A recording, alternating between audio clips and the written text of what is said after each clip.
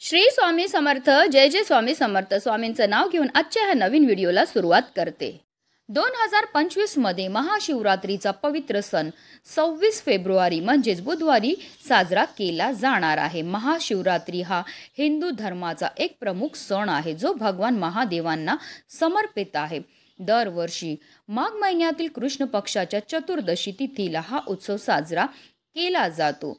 महाशिवरात्रीला भगवान शिवाची पूजा करण्याला विशेष महत्त्व आहे. असे मानले जाते की भगवान शिव आणि माता पार्वती यांचा विवाह याच दिवशी झाला होता.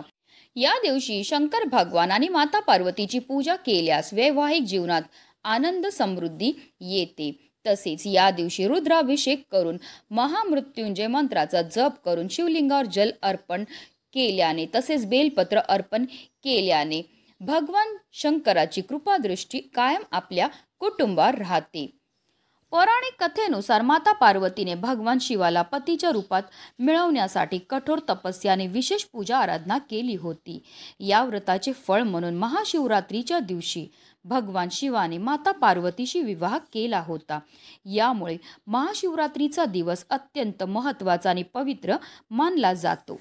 महाशिवरात्री पूजेचा शुभ मुहूर्त 26 फेब्रुवारीच्या मध्यरात्री 12:09 ते 12:49 राहील. या दिवशी रात्रीच्या 4ही प्रहर पूजेसाठी विशेष महत्त्वाचे आहेत. तसेच महाशिवरात्रीचा पारण वेळ हा 27 फेब्रुवारी रोजी सकाळी 6:48 पासून 8:54 असणार आहे. या वेळीसच आपल्याला व्रताचं पारण हे करायचं आहे. धार्मिक दृष्ट्या हा दिवस अत्यंत महत्त्वाचा असल्याने या दिवशी काही प्रभावी उपाय आणि सेवा सुद्धा केल्या जातात. आणि म्हणूनच महाशिवरात्रीच्या दिवशी तुम्ही व्रत नाही केलं तरीही चालेल, पण प्रत्येक आईने आपल्या मुलांच्या उज्ज्वल भविष्यासाठी शिव मंदिरामध्ये ही एक वस्तू दान करायची आहे. ही वस्तू दान केल्यामुळे आपल्या मुलांच्या आयुष्यामध्ये असणारे जे दोष आहेत, अडचणी आहेत, संकट तर दूर होणारच आहेत, पण त्यांची प्रत्येक क्षेत्रामध्ये भरभरून अशी प्रगती होणार आहे. अतिशय प्रभावी असा हा उपाय आहे, ज्याबद्दल सविस्तर आणि महत्त्वाची अशी माहिती मी तुम्हाला या व्हिडिओमध्ये देणार आहे. तर व्हिडिओ पूर्ण पहा आणि जर तुम्ही माझ्या चॅनलवर नवीन असतील तर चॅनलला सबस्क्राइब करा आणि शेजारी बेल आयकॉन सुद्धा प्रेस करा, जेणेकरून तुम्हाला माझ्या नवनवीन व्हिडिओचे नोटिफिकेशन हे मिळत राहील आणि तुम्ही एक पण व्हिडिओ मिस करणार नाही. कमेंटमध्ये हर हर महादेव लिहायला अजिबात विसरू नका.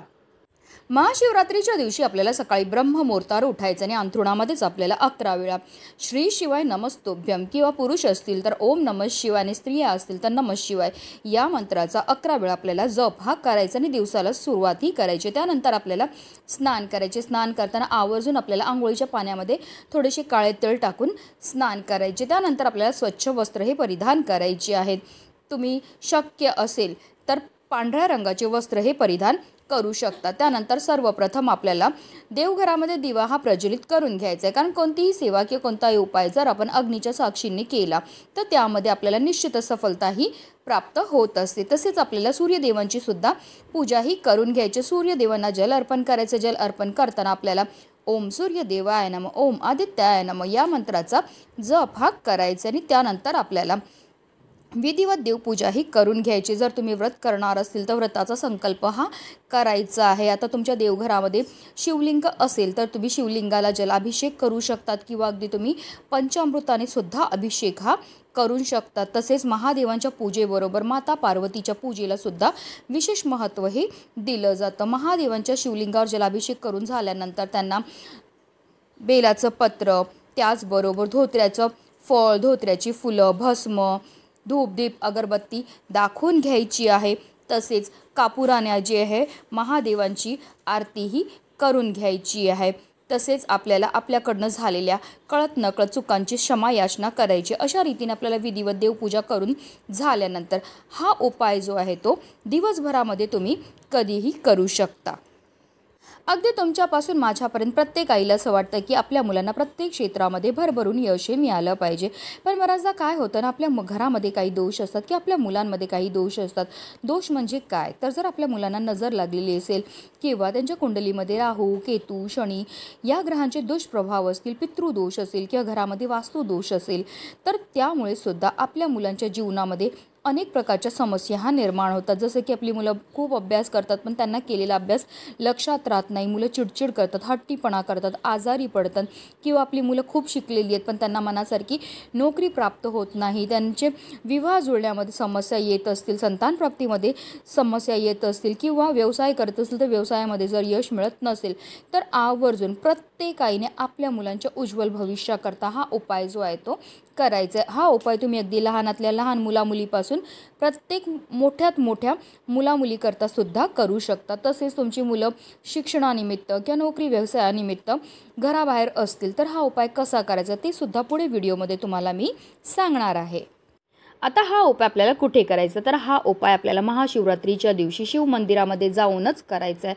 कारण महाशिवरात्रीच्या दिवशी ह्या संपूर्ण विश्वातल्या शिवलिंगामध्ये साक्षात महादेव निवास करत असतात आणि जर जाऊन आपण हा उपाय महादेवांच्या मंदिरामध्ये केला तर आपल्याला केलेल्या उपायाचं त्वरित फळ हे प्राप्त होणार आहे. तर आपल्याला काय करायचं, एक तांब्याच्या कळशामध्ये स्वच्छ पिण्याचं पाणी हे भरून घ्यायचं आहे.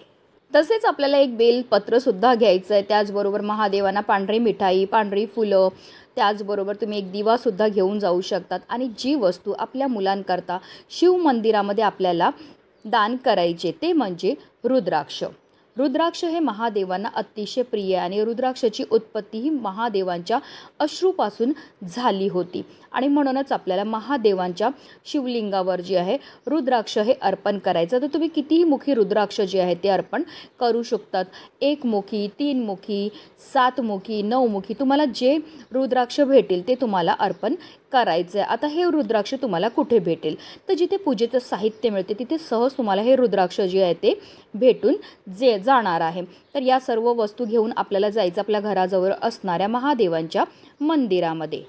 शिव मंदिरामध्ये गेल्यावर सर्वप्रथम तिथे दिवा हा प्रज्वलित करून घ्यायचा. त्यानंतर आपण जे जल घेऊन गेलेले आहे ते आपल्याला एक धारेने शिवलिंगावर अर्पण करायचं. जल अर्पण करताना आपल्याला निरंतर श्री शिवाय नमस्तुभ्यम किंवा पुरुष असतील तर ओम नमः शिवाय आणि स्त्रिया असतील तर नमः शिवाय या मंत्राचा जप हा करायचा आहे. जल अर्पण करून झाल्यानंतर आपण जे बेलपत्र घेऊन गेलेले आहेत ते बेलपत्र जे आहे आपल्याला महादेवांच्या शिवलिंगावर आपल्या मनातली इच्छा बोलून अर्पण करायचं आहे. हे बेलपत्र अर्पण करताना बेलपत्राची जी दांडी असते ती आपल्या दिशेने होईल अशा रीतीने आपल्याला बेलपत्र हे अर्पण करायचं आहे. त्याचबरोबर जर तुम्ही पांढरी फुलं घेऊन गेले असतील, मिठाई घेऊन गेले असतील तर ती सुद्धा महादेवांना अर्पण करून घ्यायची. भस्म घेऊन गेले असतील तर भस्मसुद्धा लावून घ्यायचे आणि त्यानंतर आपल्याला हे जे रुद्राक्ष आपण घेऊन गेलेले आहेत ते आपल्या उजव्या हातामध्ये आपल्याला घ्यायचं आहे. जेव्हा तुम्ही शिव मंदिरामध्ये जाणार आहे तेव्हा आवर्जून तुमच्या मुलांना सुद्धा तुमच्याबरोबर घेऊन जायचं. तसेच शिव मंदिरामध्ये जेव्हा आपण हा उपाय करणार आहेत तेव्हा आपला चेहरा जो आहे तो उत्तर दिशेला असावा. अर्थात काय, तर ज्या दिशेने जल वाहतं जलाधारी त्या दिशेला आपल्याला तोंड करून खाली बसूनच आपल्याला हा उपाय जो आहे तो करायचा आहे. या रुद्राक्षाला आपल्या उजव्या हातामध्ये आपल्याला घ्यायचं आहे. निरंतर आपल्याला श्री शिवाय नमस्तुभ्यम, श्री शिवाय नमस्तुभ्यम या मंत्राचा जप करत करत हे रुद्राक्ष जे आहे ते महादेवांच्या शिवलिंगावर अर्पण करायचं. जेव्हा आपण महादेवांच्या शिवलिंगावर हे रुद्राक्ष अर्पण करणार आहेत त्यावेळेस आवर्जून आपल्याला आपल्या मुलांच्या आयुष्यामध्ये असणारी जी संकट आहेत, विघ्न आहेत, दोष आहेत, दारिद्र्य ती दूर करण्याकरता मनोभावी प्रार्थना ही करायची की आपल्या मुलांची एखादी कोणती इच्छा असेल जी काही केल्याने पूर्ण होत नसेल तर ती इच्छा पूर्ती करण्याकरता आपल्याला महादेवांना प्रार्थना ही करायची आहे. त्यानंतर आपल्याला मंदिरातनं बाहेर यायचं आणि बाहेर असणाऱ्या नंदी महाराजांचं सुद्धा दर्शन घ्यायचं आणि नंदी महाराजांच्या डाव्या कानामध्ये पुन्हा एकदा आपण जी इच्छा महादेवांसमोर व्यक्त केली आहे ती त्यांच्या कानामध्ये बोलायची. कारण असं म्हटलं जातं की आपण जी पण इच्छा नंदी महाराजांच्या कानामध्ये बोलतो ती निश्चितच महादेवांपर्यंत पोचवण्याचं काम हे नंदी महाराज करत असतात. आता जर तुमची मुलं तुमच्या बरोबर असतील तर मुलांच्या हातातनं हा जो रुद्राक्ष आहे तो महादेवांच्या शिवलिंगावर अर्पण करायला लावायचा. आता तुमची मुलं नोकरी व्यवसायानिमित्त किंवा शिक्षणानिमित्त बाहेरगावी असतील तर आई वडिलांनी हा उपाय जो आहे मुलांकरता केला तरीही चालणार आहे.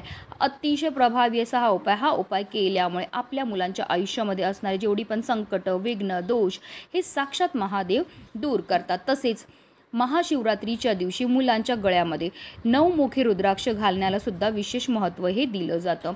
तर आपल्याला काय करायचं, एक नवमुखी रुद्राक्ष घेऊन यायचं आहे. त्याला लाल कलाव्याचा जो धागा असतो त्याच्यामध्ये घालायचा आहे आणि तो रुद्राक्ष जो आहे महाशिवरात्रीच्या दिवशी आपल्या मुलांच्या गळ्यामध्ये घालायला द्यायचा आहे. असं केल्यामुळे आपल्या मुलांवर कधीही कोणत्याही प्रकारचं संकट किंवा विघ्न येत नाही. त्यांच्यावर अखंड महादेवांची कृपाही होत असते. म्हणूनच व्हिडिओ जास्तीत जास्त लोकांपर्यंत शेअर करा, जेणेकरून प्रत्येकाच्या मुलाच्या आयुष्याचं कल्याण हो, हीच मनामध्ये इच्छा. हर हर महादेव.